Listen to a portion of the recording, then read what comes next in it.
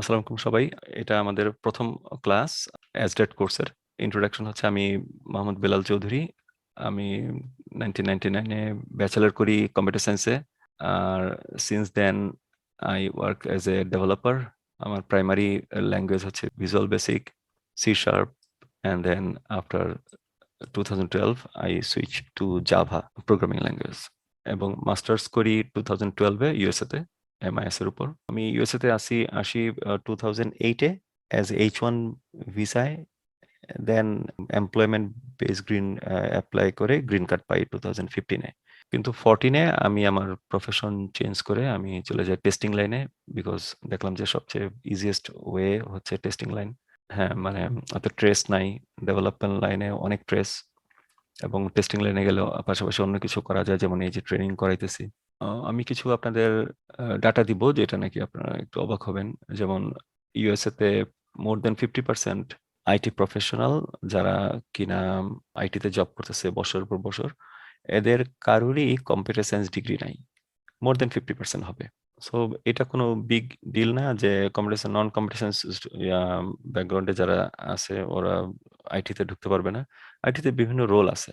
এক রোলের এমপ্লয়ি আরেক রোলের কাজ সম্পর্কে তেমন একটা জানে না, একদম নভিসই বলা যায়। এক রোলে এক্সপার্ট, আরেক রোলে সে নভিস।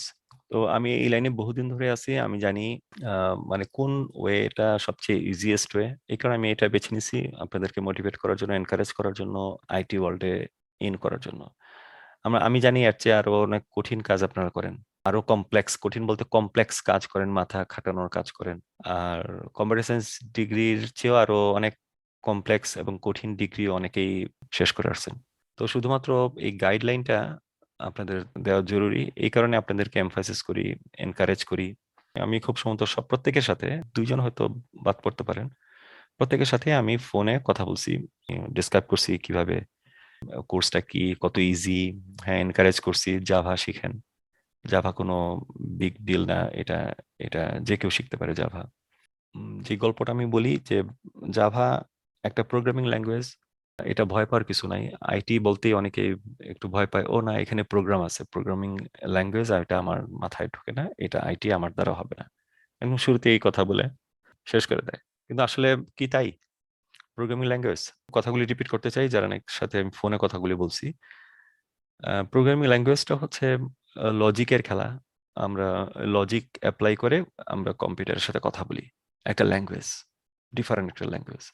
আমরা যেমন ন্যাচারাল ল্যাঙ্গুয়েজে কথা বলি, বাংলা কিংবা ইংলিশে কথা বলি, আর একটা হিউম্যান বিংকে বুঝাই, ঠিক একইভাবে প্রোগ্রামিং ল্যাঙ্গুয়েজ হচ্ছে মেশিনকে বোঝানো। মেশিন বলতে আপনার ল্যাপটপ, মেশিন বলতে যে কোনো কম্পিউটার, ডেস্কটপ, ল্যাপটপ, অথবা আপনার সেলফোন হইতে পারে যদি মোবাইল অ্যাপ হয়।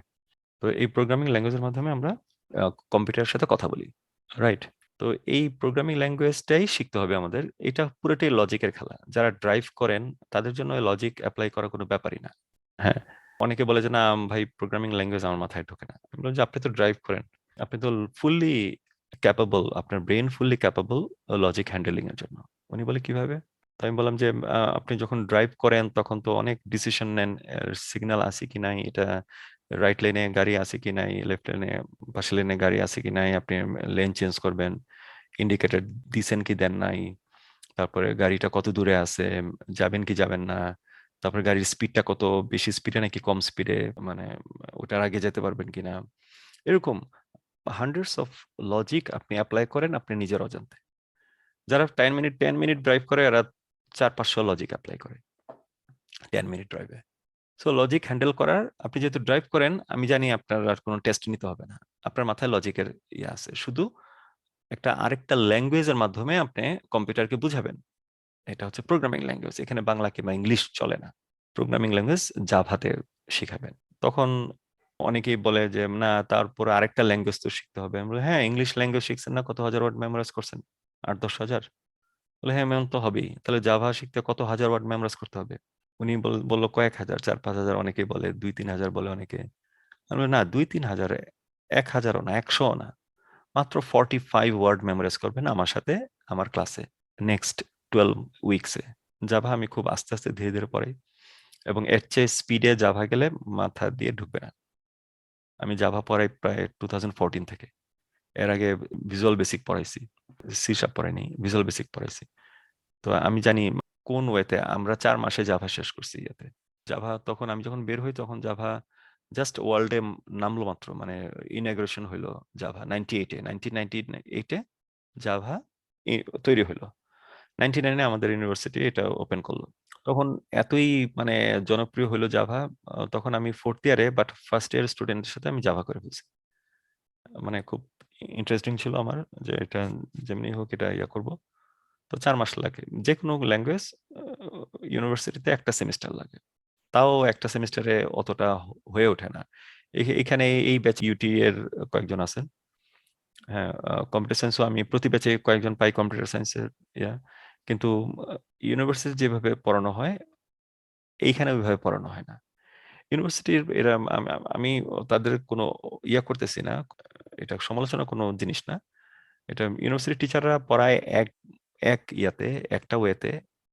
ইউনিভার্সিটি স্টুডেন্ট টিচাররা চায় আমি জাস্ট টপিকটা একটু ধরাই দিব আর ৪-৫টা টেক্সট বুক দিয়ে দিব, স্টুডেন্টরা রাত দিন ২৪ ঘন্টা টেক্সট বুক ঘেটে জেনারেট করবে। এটা আরেকটা স্টাইল পড়ানো, এবং এটা বেস্ট স্টাইল।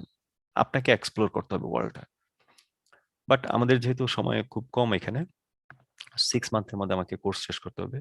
তো এই কারণে আমি ৩ মাসের মধ্যে ট্রাই করি as as much as possible যত খুঁটিনাটি জিনিসগুলো আছে সবগুলি ক্লাসের মধ্যে বলে দিতে, যাতে করে আপনাকে অন্য কোনো জায়গায় খুঁজতে না হয়। একদম ক্লাসেরটা বুঝলেই আপনি জবের জন্য পারফেক্ট।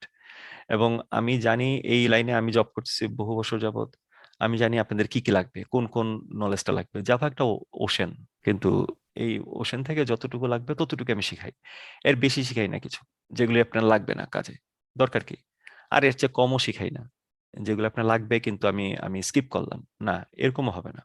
তো ক্লাসে যা আছে সবই আমি জানি যে আমি যেহেতু এই লাইনে কাজ করতেছি আমি জানি এইগুলি এগুলি লাগবে।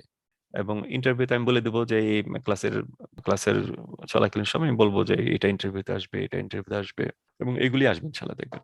সো ইন্টারভিউ কোশ্চেনও পাবেন, টপিকও পাবেন, অফিসে কি করতে হবে। তাহলে আর কি লাগে? আপনি একদম জাম্প ইন করেন, একদম মানে ডাইভ ইন করেন একদম ডিপলি। এটাই আপনার ওয়ার্ল্ড এখন। হ্যাঁ, শুধু জাভা জাভা আর জাভা, আর কিচ্ছু নাই পৃথিবীতে। এইভাবে ডাইভ ইন করেন, ৩ মাসের মধ্যে আপনি জাভা এক্সপার্ট হয়ে যাবেন। জাভা আগে যারা ভয় পাইতো, ৩ মাস পরে আমারই স্টুডেন্ট ওরা এত বেশি প্র্যাকটিস করছে, তো টেস্টিং লাইনে যাওয়ার কথা বলে যখন জয়েন করছে, পরে জাভা শেষ করার পরে বলে বিলাল ভাই ডেভেলপার হইতে আর কত বাকি। তার মানে জাভা খুব ভালোবেসে এত ভালোবেসে শিখছে, এখন ডেভেলপারের জন্য খুঁজতেছে, ওয়ে খুঁজতেছে ডেভেলপার হওয়ার জন্য। তো যারা 30-র নিচে আছেন তাদেরকে আমি এনকারেজ করি যে ডেভেলপমেন্ট লাইনে যেতে পারেন। আমরাও ডেভেলপমেন্টের খুলবো, আমি খুলবো back end developer, API developer next couple of মান্থসের মধ্যে। আপনারা কেউ যদি ইন্টারেস্টেড থাকেন তাহলে ডেভেলপার কোর্সের মধ্যে যেতে পারেন। বাট টেস্টিং লাইনটা হচ্ছে সবচেয়ে ইজিয়েস্ট ওয়েতে আইটি ইন্ডাস্ট্রিতে পেনিট্রেট করার একটা ওয়ে সোফার আইসি। হ্যাঁ, যতগুলি আমি জানি, রোল জানি, হ্যাঁ, সবচেয়ে ইজিয়েস্ট ওয়েতে। যদি আমি কোনো একটা কমপ্লেক্স সিচুয়েশনে থাকি, যে কিছু একটা বিল্ড আপ করতেছি, তাহলে কোশ্চেনটা লিখে রাখেন। আমি যখন টপিকটা শেষ করে দিব তখন আপনি বলে দিন, অথবা সেন্টেন্সটা কয়েকটা সেন্টেন্স শেষ করে দিয়ে যখন আমি একটু আপনাদেরকে জিজ্ঞাসা করবো কোশ্চেন আছে কিনা, তখন আপনার কোশ্চেন বলতে পারেন। অথবা যে কোনো সময় বলতে পারেন। এবং কোশ্চেন করার আগে আপনি মেক শিওর করবেন যে আপনি আনমিউটে আছেন। আমি কানাডাতে অন্য সেক্টরে জব করছি আর কি। জি, তো আমি আসলে সুইচ করে এখন আপনার কিউএতে সুইচ করতে চাচ্ছি, কিন্তু আপনি তো জানেন কানাডা, আমেরিকা এইসব দেশগুলোতে আপনি অ্যাপ্লিকেশন যখন সাবমিট করবেন আলটিমেটলি আপনার একটা এক্সপেরিয়েন্স চাই। সে 2 বছর 3 বছর 4 বছর, এটা ডিপেন্ডস করে according to the post. So ji. এই এক্সপেরিয়েন্সটা আমরা একেবারে ফ্রেশার যারা, তাদের জন্য আপনার অ্যাডভাইসটা কি? হ্যাঁ, আর এইটা নিয়ে কোনো টেনশনই করেন না, আমি জানি এই সবকিছুই আমি জানি।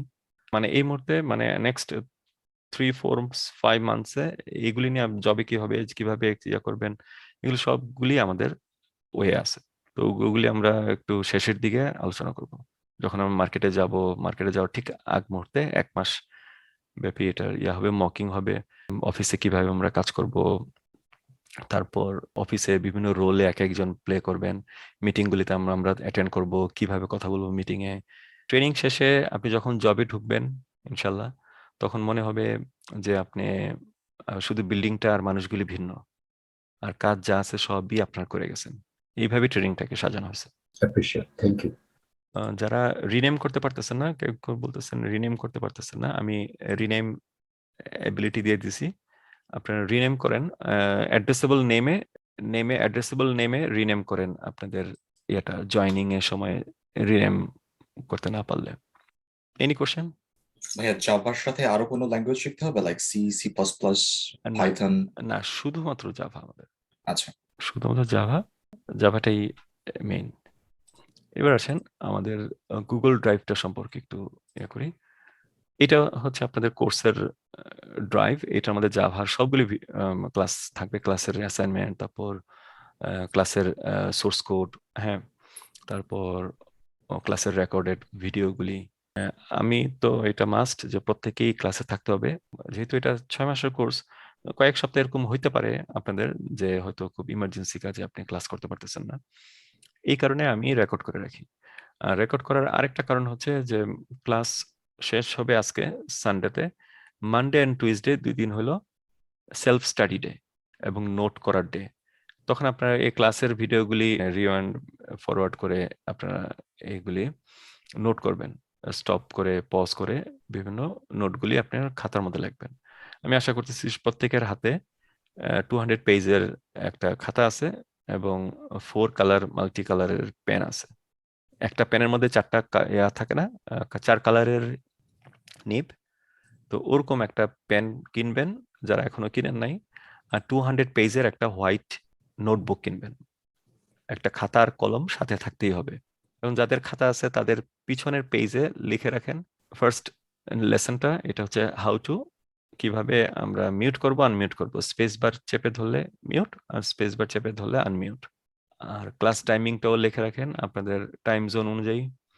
এখন গুগল ড্রাইভের মধ্যে দেখবেন যে এইটা হচ্ছে আপনাদের ড্রাইভ এবং এটা হচ্ছে আপনার লিঙ্ক। যখন ইমেল থেকে যখন এই লিঙ্কে যাবেন তখন সবাই আমাকে ফলো করেন, ইমেল থেকে লিঙ্কে যাবেন তখন এই লিঙ্কটা ওপেন হবে আপনার ব্রাউজারে। ব্রাউজারে যদি আপনার ইয়ে না থাকে, বুকমার্ক না থাকে, এখানে আমার যেমন এখানে বুকমার্ক আছে, এই দেখেন ব্রাউজারে, এটা হচ্ছে অ্যাড্রেস বার। অ্যাড্রেস বারের এটার নাম কি? Address bar. যারা এটা জানেন না, অনেকেই জানেন অনেকেই জানেন না। আমি এজুম করে নিতেছি, আমি শুরু করব লেসনগুলি, প্রত্যেকটা লেসন প্রত্যেকটা ইনফরমেশন ফ্রম স্ক্র্যাচ থেকে। এর মধ্যে অনেকেই হয়তো আগে থেকেই কিছু কিছু টার্ম জানতে পারেন। যারা জানতে পারেন ওরা একটু ইয়া করবেন, একটু ওয়েট করবেন নেক্সট অজানা লেসনের জন্য। আর যারা জানেন না ওরা নোট করে ফেলবেন সাথে সাথে যে কোনটার কি নাম। ব্রাউজারের এটাকে বলে অ্যাড্রেস বার। আমরা অনেক সময়ই ক্লাসের মধ্যে আমরা এই অ্যাড্রেস বার নিয়ে কথা বলবো, তখন যাতে আপনারা চট করে যেতে পারেন অ্যাড্রেস বারে। এটা হচ্ছে অ্যাড্রেস বার। সো অ্যাড্রেস বারে দেখবেন যখন আপনারা, আমি প্রত্যেকে ইমেল করার কথা, সবাই ইমেল পাইছেন, 2-1 যারা পান নাই ক্লাসের পরে পাবেন, আমাকে নক করবেন। ইমেল ওপেন বাটনে প্রেস করলে আপনারা এই গুগল ড্রাইভের লিঙ্কটা পাবেন। তো এই লিঙ্কটা কি প্রতিবারই আপনারা ইমেল খুলে খুলে করবেন নাকি এখানে বুকমার্ক করে রাখবেন? সো বুকমার্ক করার জন্য আমি যে নিয়মটা বলতেছি যে এটা হচ্ছে বুকমার্কের ইয়া। যারা আনমিউট থাকেন আমি কিন্তু তাদেরকে বাই ফোর্স মিউট করে দেই, আপনারা পরে আনমিউট করে কথা বলেন। যারা বুকমার্কটা, এই লিঙ্কটাকে বুকমার্ক করতে চান, যারা এখনো করেন নাই, অনেকেই করছেন আমি জানি, তাহলে আমি শুরু থেকে করতেছি। আপনারা দেখবেন যে বুকমার্কের বারটা আপনার এখানে নাই, আমি বুকমার্ক বারটা উঠে দিলাম, এরকম আছে আপনাদের, আপনাদের বুকমার্ক নাই। তখন কি করবেন? তখন ক্রোম ব্রাউজারের, আমরা ক্রোম ব্রাউজার ওপেন করতেছি, হ্যাঁ আপনারাও অলওয়েজ ক্রোম ব্রাউজার ওপেন করবেন। যদি কারো ক্রোম ব্রাউজার না থাকে তাহলে ক্রোম ব্রাউজার ডাউনলোড করে নেবেন। ডাউনলোড করতে বেশি সময় লাগবে না, আমি একটা ডাউনলোডের প্রসেস দেখাই। ক্রোম ব্রাউজার ডাউনলোড, গুগলে যান, ক্রোম ব্রাউজার ডাউনলোড, তখন প্রথমটাই ক্রোম ব্রাউজার না, এই প্রথম দুইটা অ্যাড, এটা গুগল ক্রোম, এইভাবে যেটা আছে google/chrome, এটা Google Chrome download the fast secure browser. ডাউনলোডে ক্লিক করেন এবং এখানে ডাউনলোড ক্রোম ব্রাউজার ডাউনলোড এবং ডাউনলোড ক্রোম। আমি আশা করতেছি এখানে সবাই 100% প্রত্যেকেরই ডাবল মনিটর আছে, যাদের 2-1 জনের নাই, যদি না থাকে তাহলে নেক্সট উইকের মধ্যে ডাবল মনিটর করবেন। কারণ আমার উইন্ডো, আমার জুমের যেটা শেয়ার করতেছে এটা মিনিমাইজ করে যখন আপনারা কাজ করবেন তখন আমি কি অ্যাক্টিভিটি করতেছি এগুলি দেখবেন না, অনেক ডিস্টার্ব হবে আপনার। আর ক্লাসেও অনেক সময় আমাকে হোল্ড করে রাখবেন যে আমি দেখি নাই আবার দেখান এরকম। সো এই কারণে ডাবল মনিটর মাস্ট প্রত্যেকের। যাদের দু একজনের হয়তো নাই এখন, যারা গতকালকে অথবা পরশুদিন আমার সাথে ইয়া করছেন, স্টার্ট করছেন, তো এই সপ্তাহের মধ্যে সবাই প্রত্যেকেই ডাবল মনিটর নিয়ে নেবেন। আমি বলবো একটু পরে কিভাবে ডাবল মনিটর অ্যাড করতে হয়। সো গুগল ক্রোম ইনস্টল করে ফেলবেন। তো আমি এখন অ্যাড্রেস বারে বুকমার্ক আনার জন্য যেটা করব, এখানে বার্গার মেনু আছে, এই মেনুটাকে বলে বার্গার মেনু। এটা কেন বার্গার হয়েছে? এখন তো 3টা ডট দেখায়, তো এটাকে গুগল ক্রোম এটাকে শর্ট করে ফেলছে। আসলে মেনুটা হওয়ার কথা এরকম। এরকম মেনু দেখছেন না সেলফোনে, বিভিন্ন অ্যাপে এরকম মেনু? হ্যাঁ, এটাকে বলে বার্গার মেনু। এই 3টা পার্ট, তো এই কারণে বলে এটাকে বার্গার মেনু। Burger menu. এখন গুগল ক্রোম এটাকে শর্ট করে বানাই দিছে এরকম 3টা ডট। এটাও একটা বার্গার মেনু, যেমন গুগল ক্রোম। গুগল ক্রোমের এই মেনুটা, বার্গার মেনুতে ক্লিক করেন। বার্গার মেনুতে ক্লিক করে যখন যাবেন বুকমার্কে, বুকমার্কে গেলে সে আর একটা মেনু লিস্ট দেখাবে। এখান থেকে শো বুকমার্ক বার, যদি শো করা থাকে তারপরে ক্লিক করেন তাহলে এটা আনশো হয়ে যাবে, এটা হাইড হয়ে যাবে। বেলাল ভাই, জি বলেন। ওই ডাবল মনিটরের ব্যাপারটা কেন লাগতেছে একটু বলবেন কি? আমি যে এগুলি দেখাচ্ছি আপনাদের, যে এখানে যান, এখানে যান, যদি সিঙ্গেল মনিটর থাকে তাহলে এখন এটা তো আমার স্ক্রিন দেখতেছেন। এখন আপনি যখন করতে থাকবেন তখন আমার স্ক্রিনটাকে মিনিমাইজ করে ফেলবেন না? তো মিনিমাইজ করে যদি করতে থাকেন আপনি, তারপরে তো আমি আরো ইনস্ট্রাকশন দিতেছি, ওই ইনস্ট্রাকশনগুলি হারিয়ে যাবে। যেমন ফিজিক্যালি কোনো ক্লাসে যখন যান, তখন ইন পার্সন যখন কোনো ক্লাসে যান, তখন আপনার ল্যাপটপ নিয়ে যান এবং আমার মনিটরটা দেখেন স্ক্রিনে, প্রজেক্টর স্ক্রিনে দেখেন। তো প্রজেক্টর স্ক্রিনে দেখে দেখে আপনি কাজ করেন, তাহলে 2টা মনিটরে কাজ করতেছেন, 2টা স্ক্রিনে। তো বাসাতেও একই ধরনের হবে 2টা স্ক্রিনে। সো বার্গার মেনুতে করেন, দেন বুকমার্ক ক্লিক করেন, ক্লিক করে বুকমার্ক, দেন শো বুকমার্ক দিলে এখানে চলে আসবে শো বুকমার্ক। তো এখানে বুকমার্ক চলে আসলো। এখানে একটা ফোল্ডার ক্রিয়েট করেন, বুকমার্কে রাইট ক্লিক করে ফোল্ডার ক্রিয়েট করেন, অ্যাড ফোল্ডার মাইক্রোটেক। এখানে অ্যাড নিউ ফোল্ডার মাইক্রোটেক।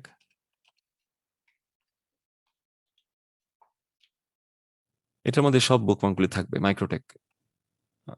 আমাদের এই ট্রেনিং কোম্পানির নাম হচ্ছে মাইক্রোটেক, তো মাইক্রোটেকের মধ্যে থাকবে। আমি সেভ করে রাখলাম। এই যে মাইক্রোটেক নামে একটা ফোল্ডার ক্রিয়েট হলো এবং এটার মধ্যে একটা বুকমার্ক এখনো তৈরি হয় নাই, তৈরি হবে একটু পরে। তো এখন যদি আমি এটা আমার যেহেতু মাইক্রোটেক একটা আছে, আমি এটাকে রিনেম করি মাইক্রোটেক 1 নামে, মাইক্রোটেক নিউ নামে, রিনেম মাইক্রোটেক নিউ। এখন আমি এই লিঙ্কটাকে আমি বুকমার্ক করব। এই যে বুকমার্কের তাহলে ক্লিক করবো এখানে, এই যে এটা হলো বুকমার্ক, বুকমার্ক দেন মাইক্রোটেক নিউ, ডান। এটা হচ্ছে আমার বুকমার্ক। আচ্ছা, এই বুকমার্কের ভিডিওগুলি ইয়াতে আছে, অন্য আমাদের সেটআপ উইন্ডোতে আছে, এটা বুকমার্ক করে নেবেন হবে। তো এই ক্লাস 00 এর মধ্যে দেখতেছেন কি হাউ টু ভিডিও, এটার মধ্যে আছে হাউ টু ভিডিওর মধ্যে থাকবে। আমরা এই জাভা ভার্সনটা ইউজ করতেছি। জাভার এখন লেটেস্ট ভার্সন হচ্ছে 16, বাট ইন্ডাস্ট্রিতে জাভা এত দ্রুত পাল্টায় না। আপনি জবে জয়েন করে দেখবেন যে আপনার 11 আছে, অবশ্যই 11 আছে। মোর দেন 90% কোম্পানি এখন 11 ইউজ করে। আমাদের কোম্পানি এখন পরে 11 এর আগের ভার্সন 8, 1.8, এরপরে আসছে 10, তারপরে 11। হ্যাঁ, কোম্পানি সহজে সুইচ করে না লেটেস্ট ভার্সনে। প্রোগ্রামিং ল্যাঙ্গুয়েজটা ঠিক এরকম, কারণ ওরা চায় না যে মিলিয়নস অফ কোড লেখা হয়েছে ওখানে, ডেভেলপাররা করছে, তো ওগুলি কোনো কারণে ব্রেক হোক। ওরা একটা স্টেবল চায়, সিচুয়েশন চায়। সো তো এটা হচ্ছে জাভা ইনস্টলার। এটা আমরা জাভা 11.0.7, এটা আমাদের সবার মেশিনে সেম। যদি কারো জাভায় এক্স্যাক্টলি এটা না থাকে সমস্যা নাই। এটা আমরা পরে হয়তো এক্স্যাক্টলি করতে পারবো। হ্যাঁ, পরে করতে হবে যখন আমরা জাভা শেষ করার পরে সেলেনিয়ামে ঢুকবো। তারপরে ইক্লিপস আইডি ইনস্টল করতে হবে। এখানে যেটা আছে এটা ইক্লিপস আইডি ছিল, আমি এটাকে ডিলিট করে দিচ্ছি কারণ ইক্লিপস আইডি লেটেস্ট যেটা এটাই ইয়া করবেন। ভিডিওতে লেটেস্টটা নাও থাকতে পারে, আপনার লেটেস্টটা ডাউনলোড করলে হবে, এন্টারপ্রাইজ এডিশন। রিমোট ডেস্কটপের জন্য এনিডেক্স আমরা ইউজ করি। টিম ভিউয়ার ইউজ করতাম আগে, এখন আর টিম ভিউয়ার ইউজ করি না, এনিডেক্সটা ইউজ করি। এনিডেক্সটাই সবচেয়ে ভালো।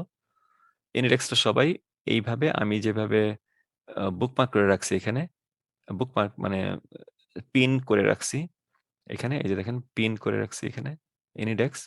আপনারাও এনিডেক্সটা ইয়া করবেন, এনিডেক্সটাকে পিন করে রাখবেন। এটা হচ্ছে এনিডেক্স। এনিডেক্স রিমোট ডেস্কটপ আপনার প্রত্যেকেরই দিস ডেস্ক নামে ইয়া থাকবে। তো আপনারা এরকম এনিডেক্সে ইন্ডেক্সটা একটা লাগবে যে কোনো সময় হেল্পের জন্য, আপনার সাপোর্টের কেউ আপনার মেশিনে ইন করার জন্য। হ্যাঁ, আপনার পরিচিত জনকেই আপনি পাসওয়ার্ড দিবেন এবং অ্যাকসেপ্ট করবেন যদি আপনার ইয়া থাকে। এবং সাপোর্ট টিমের সবার সাথে আপনার একটু ইয়া হন। আমি দিছি কি জন্য তাদের ফোন নাম্বার দিছি, প্রত্যেকের ফোন নাম্বার সেভ রাখেন যাতে বুঝতে পারেন যে সে সাপোর্ট থেকে বলতেছে। আর ইউটিলিটি এটা ইম্পর্টেন্ট। এটার মধ্যে ম্যালওয়্যারবাইটস এটা হচ্ছে একটা অ্যান্টিভাইরাস সফটওয়্যার। এটা এখন দরকার নাই, উইন্ডোজের অ্যান্টিভাইরাস সফটওয়্যারই বেস্ট। এডিশনাল ম্যাকাফি তারপরে এগুলি হচ্ছে নিজেই আর এক একটা ভাইরাস। তো এগুলোর দরকার নাই। উইন্ডোজ মেশিন হলে অন্য কোনো দরকার নেই, শুধু একটু সেন্সিভলি ব্রাউজিং করলেই হয়। মানে একটু মানে যেগুলিতে নাকি একটু বেশি স্প্যাম আছে ওগুলিতে না গেলেই হয়। তারপর এখানে আছে র্যাপিড টাইপিং টিউটর, আর বাকি টুলগুলো আমি পরে বলবো। র্যাপিড টাইপিং টিউটর এটা সবাই ইনস্টল করে নেবেন। ইনস্টল করলে এই যে এখানে পাবেন র্যাপিড টাইপিং টিউটর, ইউটিলিটিজ এর ফোল্ডারের ভিতরে র্যাপিড টাইপিং টিউটর। এটা টাইপিং স্পিডকে বাড়াই দিবে। এখানে অনেকেই আছেন যাদের টাইপিং স্পিড ভালো না। ভালো না বলতে 20 ওয়ার্ড পার মিনিট এর নিচে। হ্যাঁ, অনেকেই আছেন আমি জানি।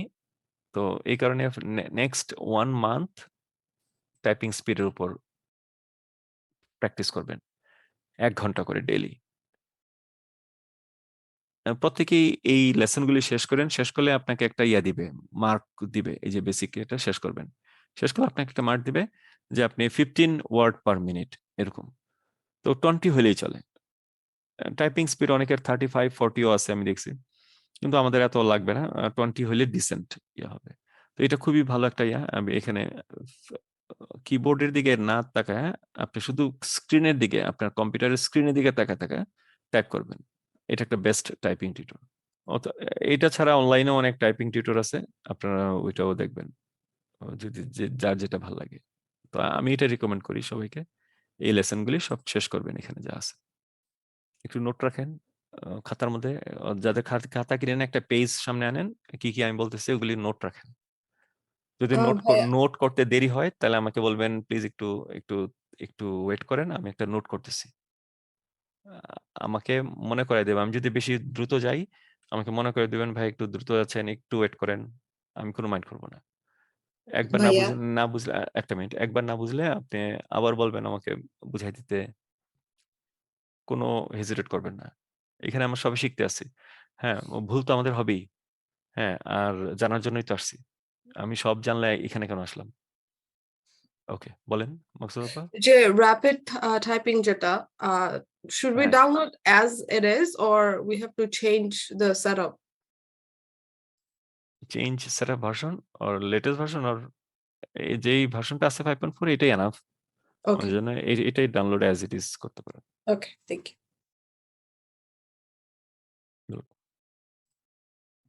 সো এনি টাইম কোশ্চেন করতেও কিন্তু ভুলেন না, এবং আমাকে যে কোনো সময় থামাই দিতে পারেন। এবং কারণ আপনি যদি এখন কোশ্চেনটা না করেন তাহলে এই কোশ্চেনটা আপনার মাথায় ঘুরপাক খাবে এবং নেক্সট টপিকগুলি আপনার মাথায় ঢুকবে না।